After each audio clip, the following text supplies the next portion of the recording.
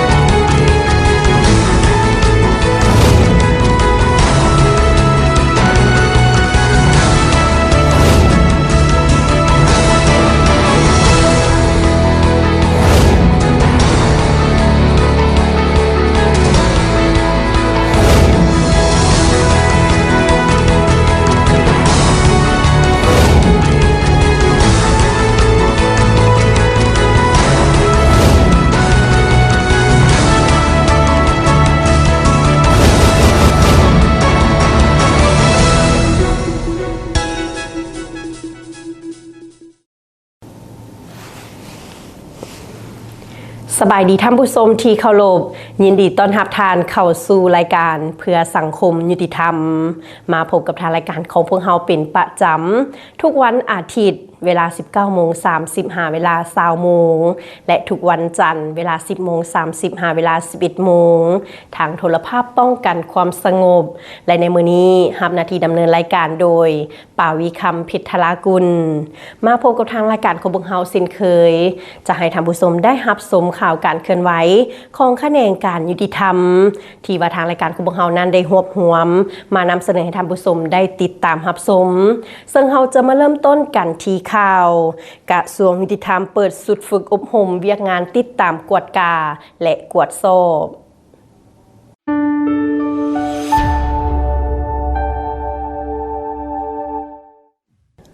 ในตอนเช้าของวันที่15ธันวาคม2025กระทรวงยุติธรรมจัดฝึกอบรมเวียกงานกวดกาขึ้นที่ห้องประชุมใหญ่ชั้น5ของกระทรวงให้เกียรติเข้าร่วมเป็นประธานโดยสหายไพวีศรีบัวลิภา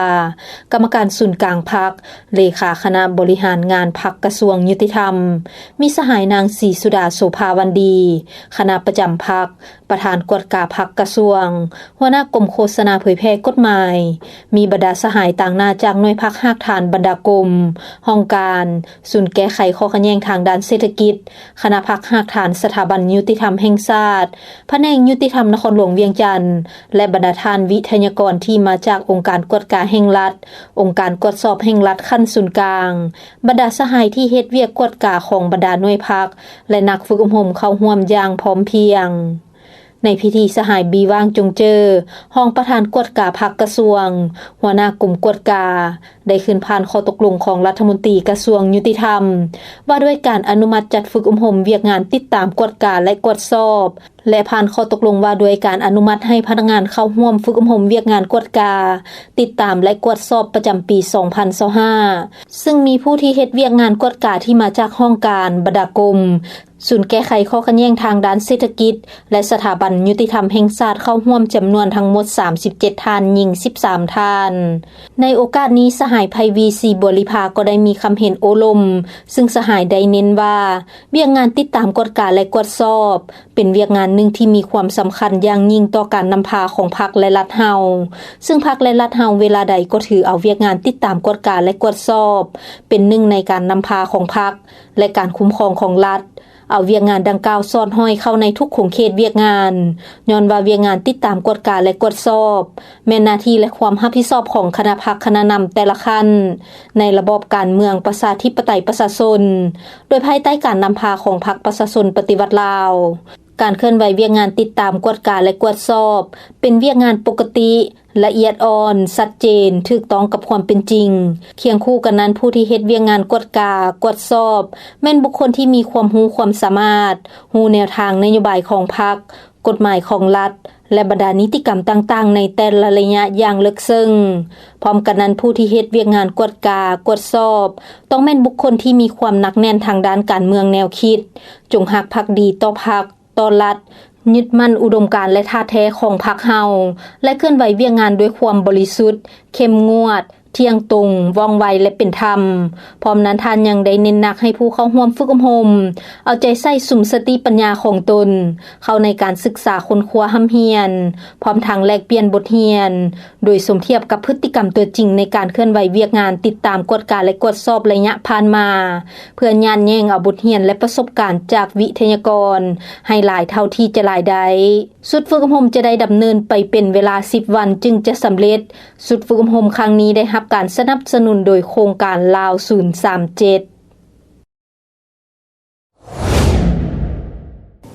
เฮาจะไปต่อกันที่ข่าวกองประชุมเวียกงานร่วมมือสากลทั่วประเทศของแขนงการยุติธรรมประจำปี 2025กองประชุมเวียกงานร่วมมือสากลทั่วประเทศของแขนงยุติธรรมประจำปี 2025ได้จัดขึ้นในระหว่างวันที่ 15-16 ธันวาคม 2025 ที่เมืองวังเวียงแขวงเวียงจันทน์โดยการเป็นประธานของท่านเกษณาพรหมจันทร์รองรัฐมนตรีกระทรวงยุติธรรมมีผู้ต่างหน้าจากบรรดากรมศูนย์แก้ไขข้อขัดแย้งทางด้านเศรษฐกิจสถาบันยุติธรรมแห่งชาติแผนกยุติธรรมบรรดาแขวงสถาบันยุติธรรมแห่งชาติบรรดาสาขาองค์การยุติธรรมเมืองวังเวียงบรรดาองค์การจัดตั้งสากลที่เป็นคู่ร่วมพัฒนาของแขนงยุติธรรมและภาคส่วนเกี่ยวข้องเข้าร่วมอย่างพร้อมเพรียงจุดประสงค์ก็เพื่อเป็นการสรุปตีราคาคืนเวียกงานร่วมมือกับต่างประเทศและองค์การจัดตั้งสากลในซุมปีผ่านมาและทิศทางแผนการร่วมมือในตอนหน้าผลสำเร็จอันพ้นเด่นในระยะปี 2025 กระทรวงยุติธรรม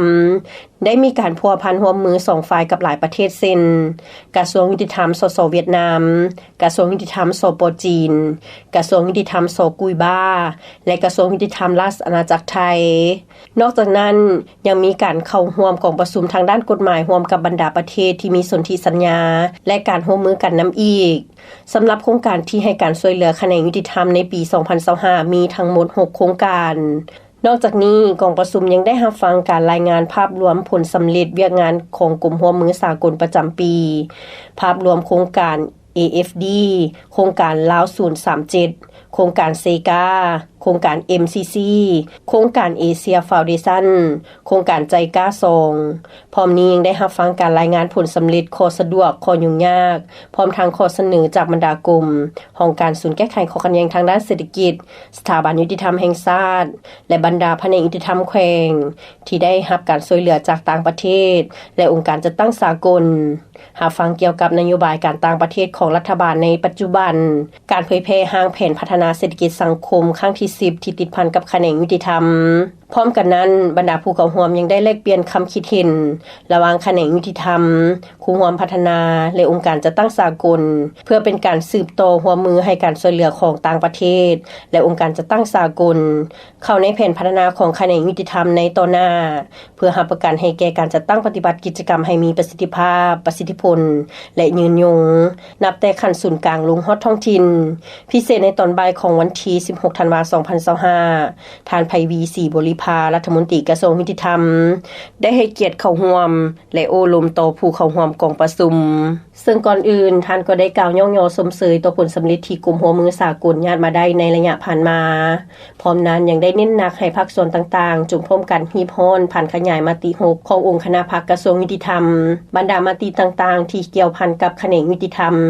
แล้วสร้างเป็นแผนการอันละเอียดในการจัดตั้งปฏิบัติการสร้างแผนดำเนินงานต้องให้สอดคล้องกับมติและแผนพัฒนาเวียกงานกฎหมายและยุติธรรม5ปี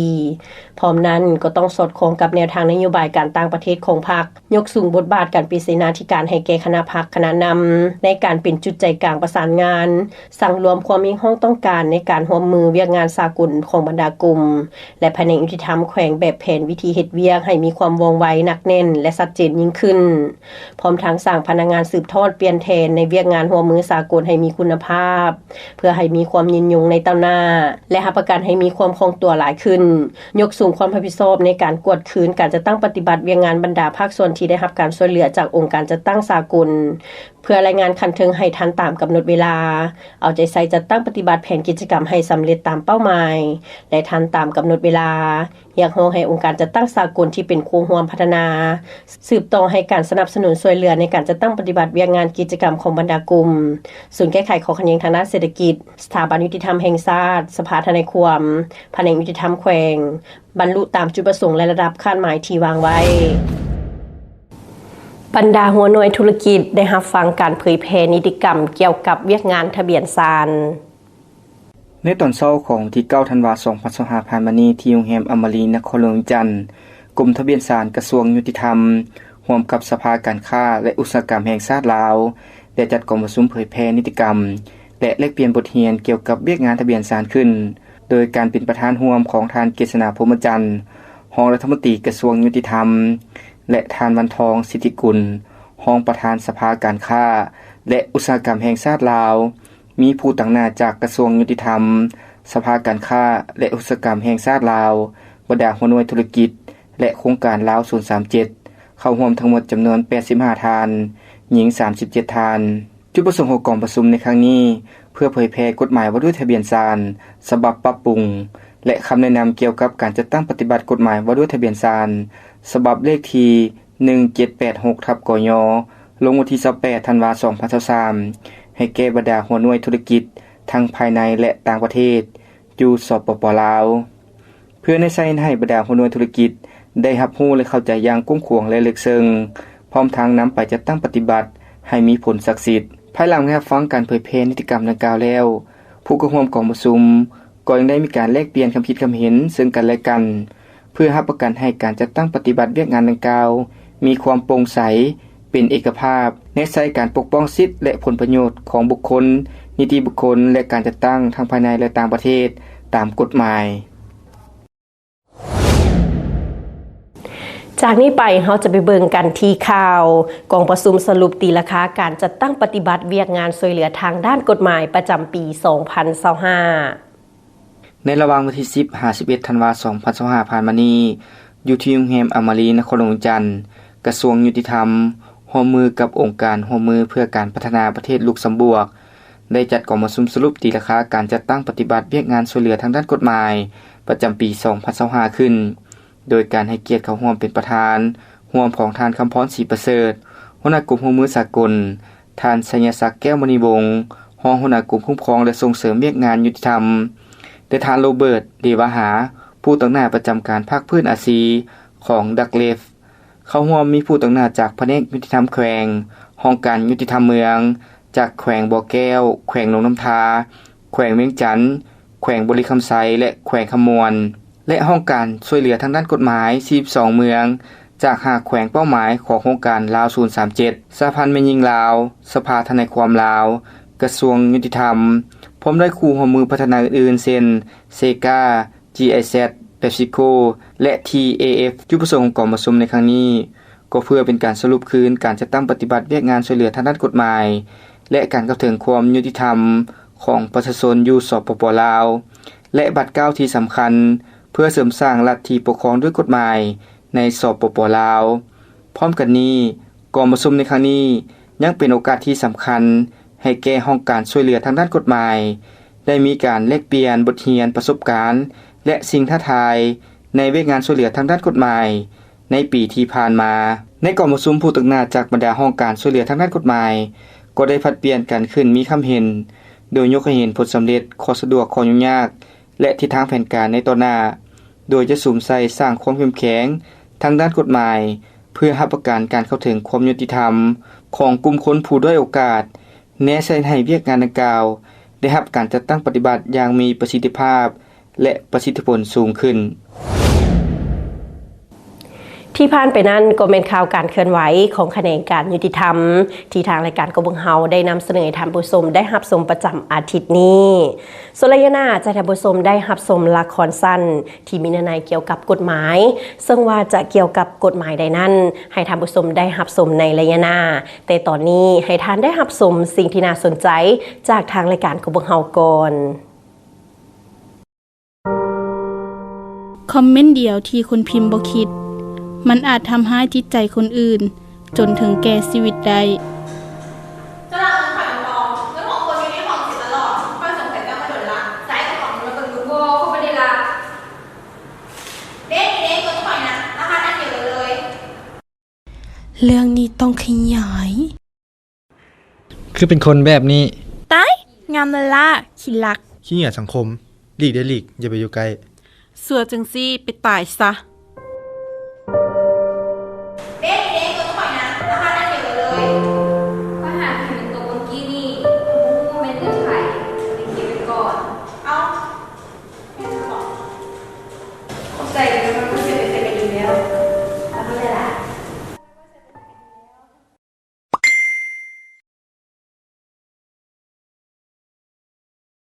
ถ้าเป็นแบบนั้นก็แม่นเราเฮ็ดผิดแท้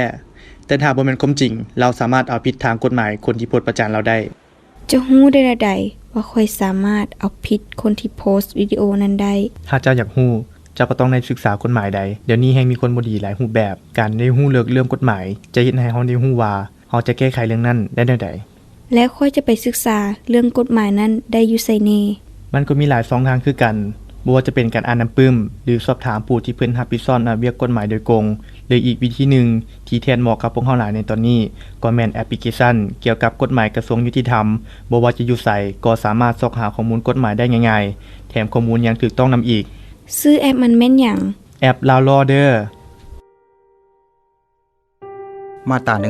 168การสร้างความเสียหายผ่านสื่อสังคมออนไลน์บุคคลใดหากสร้างความเสียหายผ่านสื่อสังคมออนไลน์จะถูกลงโทษตัดอิสรภาพแต่3เดือนหา3ปีและพึกปรับใหม่4ล้านกีบหา20ล้านกีบ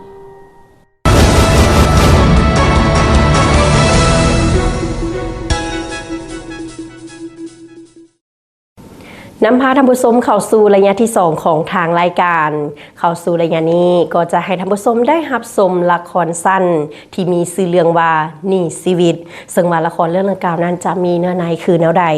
ขอเชิญบรรดาท่านติดตามรับชม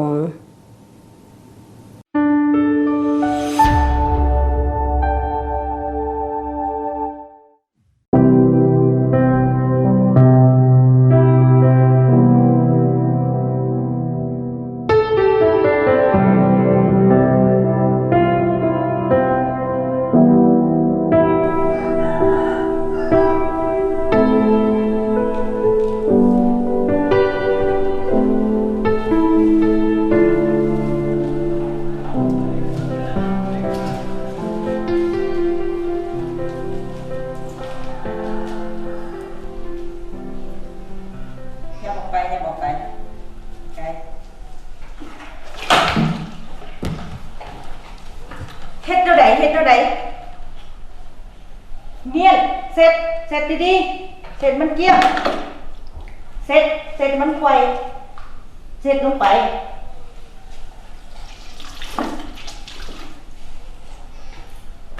ให้มันสะอาดอย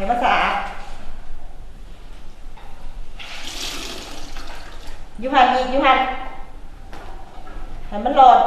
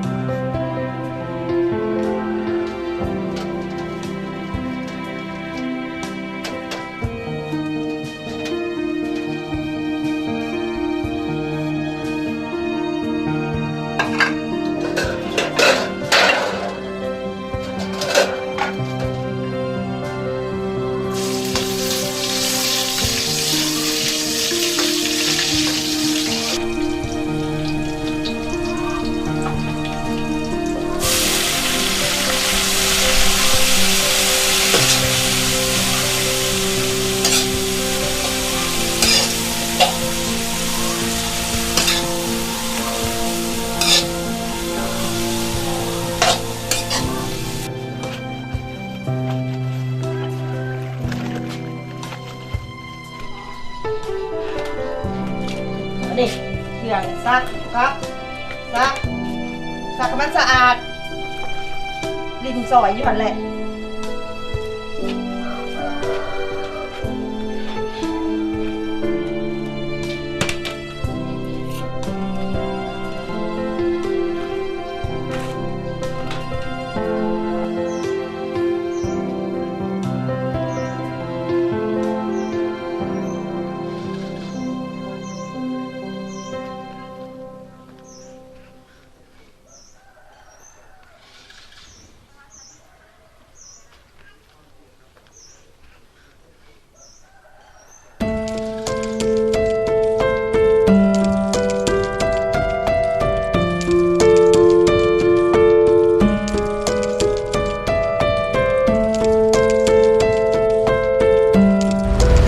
เป็นหยังชีวิตของเฮาคือเป็นแบบนี้พอคือบ่ฮักเฮาเลย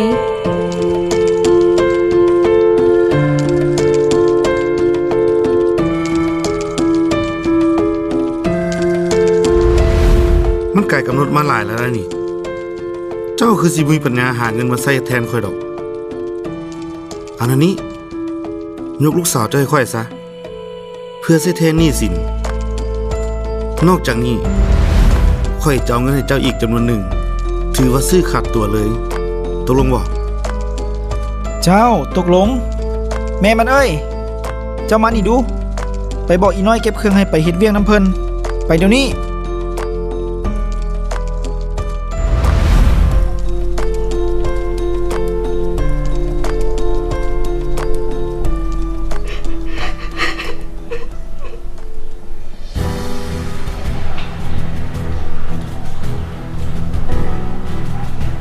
ต้องมีของดี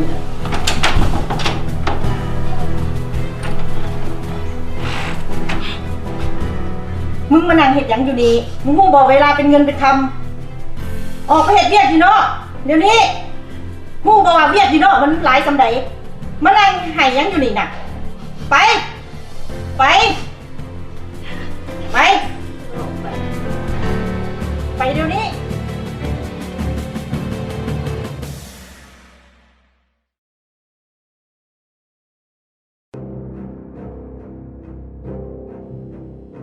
เรื่องราวที่เกิดขึ้นกับข่อยนี่ข่อยบ่ฮู้ว่าจะเฮ็ดแนวใดดี ถึงจะออกจากคุมนรกนี้ได้ข่อยก็แม่นคนผู้หนึ่งเป็นหยังคือซื้อขายกันปานก็ว่าแม่นผักแม่นปลา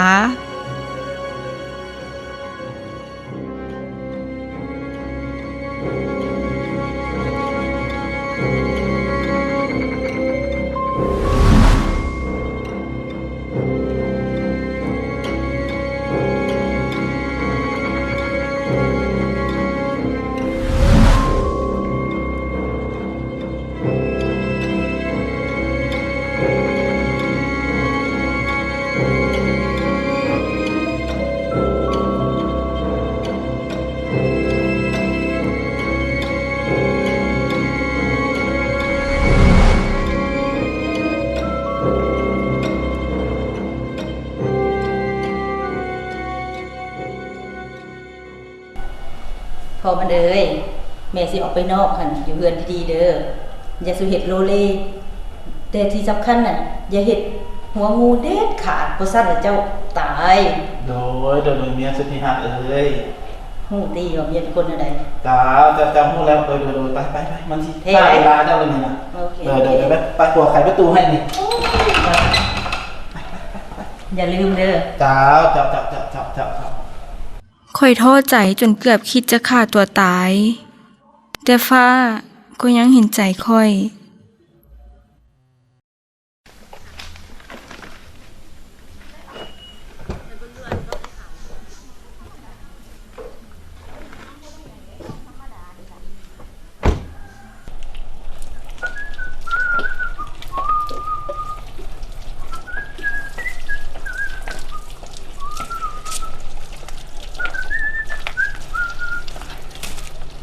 อีน้อยมึงอยู่เฮือนดีๆเด้อมึงจะคิดรักนี่เลยกูสิออกไปซื้อเครื่องนี่บุดเดียวกูกลับมากูบ่เห็นมึงแล้วมึงตาย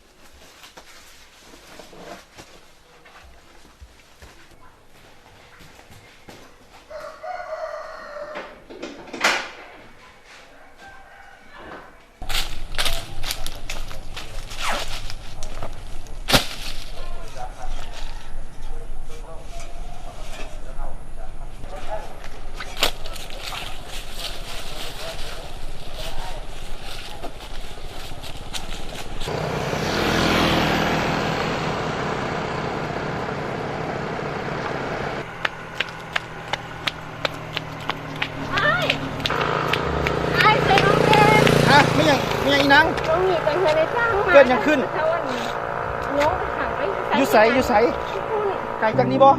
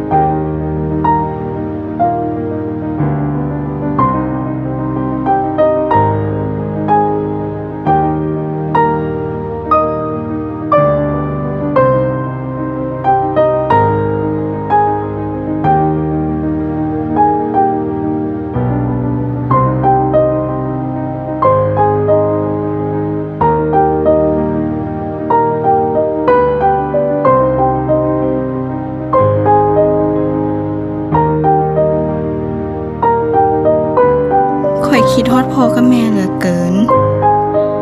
แต่ข่อยคงบ่สามารถกลับไปหาเพิ่นได้ในตอนนี้เพราะตราบใดที่บาดแผลในหัวใจของข่อยมันยังบ่จางหายทุกๆอย่างที่เกิดขึ้นกับข่อยจะคิดเสียว่ามันคือหนี้ชีวิตที่ข่อยได้สดใสไปแล้ว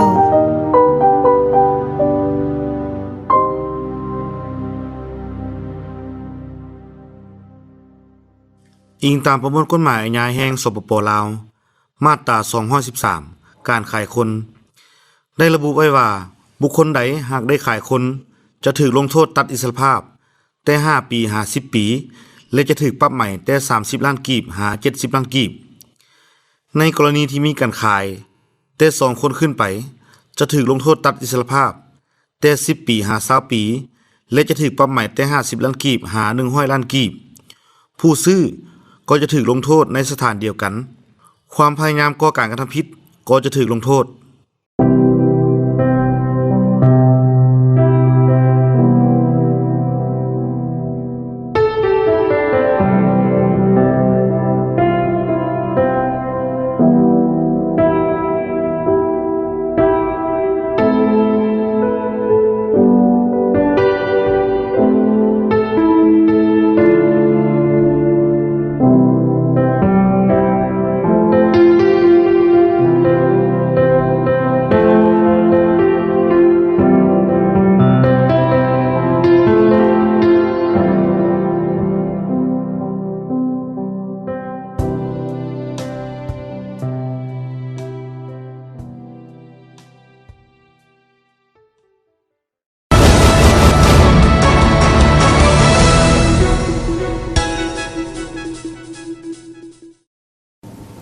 ท่านผู้ชมทั้งหมดนั้นก็เป็นข่าวการเคลื่อนไหวของแขนงการยุติธรรมประจำอาทิตย์นี้และละครสั้นเรื่องหนี้ชีวิตหวังว่าละครเรื่องดังกล่าวนั้นจะเป็นบทเรียนและคติเตือนใจให้ท่านผู้ชมได้หลายพอสมควรท่านผู้ชมที่เคารพมาฮอดตอนนี้เวลาของทางรายการกบเฮาก็ใกล้จะสิ้นสุดลงแล้วก็ต้องขอบใจกับท่านผู้ชมที่ให้เกียรติติดตามรับชมรายการกบเฮานั้นมาแต่ต้นจนจบท่านสามารถติดตามรับชมรายการเพื่อสังคมยุติธรรมได้ในวันและเวลาเดียวกันนี้มหนี้ผู้ดำเนินรายการปาวีคำเพชรลากุล